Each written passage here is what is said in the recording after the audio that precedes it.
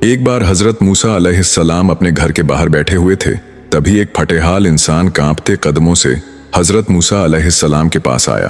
اس کا بدن دھوپ سے جھلسا ہوا، آنکھیں سوجی ہوئیں اور دل بوجھ سے بھرا ہوا تھا۔ آتے ہی وہ زمین پر گر پڑا اور روتے ہوئے کہنے لگا، اے اللہ کے نبی حضرت موسیٰ علیہ السلام، میں بہت غریب ہوں، دن رات محنت کرتا ہوں مگر کبھی پیٹ بھر کر کھا نہیں پایا۔ اگر میری روزی طے ہے تو اللہ سے کہیے کہ میری پوری عمر کا حصہ مجھے ایک ہی دن میں دے دے، تاکہ کم سے کم ایک دن چین سے جی لوں۔ حضرت موسیٰ علیہ السلام نے اس کی بات سنی اور نرمی سے سر ہلایا، پھر طور پروت کی اور روانہ ہوئے، جہاں وہ اللہ سے ہم کلام ہوتے۔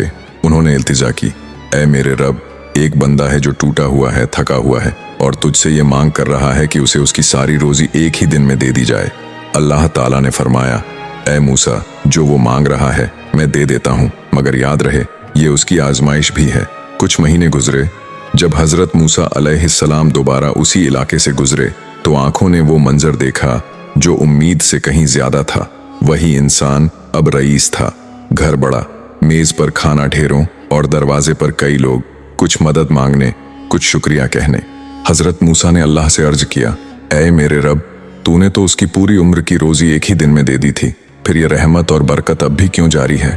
اللہ نے جواب دیا، اے موسیٰ، جب میں نے اسے دولت دی تو اس نے اس میں سے صرف ایک دن کا حصہ اپنے لیے رکھا اور باقی سب میری مخلوقہ میں بانٹ دیا۔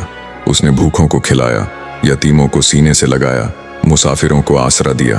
اب وہ میرا بن گیا ہے اور میں اس کا، وہ دیتا ہے اور میں اسے لوٹاتا ہوں۔ اس نے سخاوت کا دروازہ کھولا تو میں نے رحمتوں کے سارے دروازے اس پر کھول دیے۔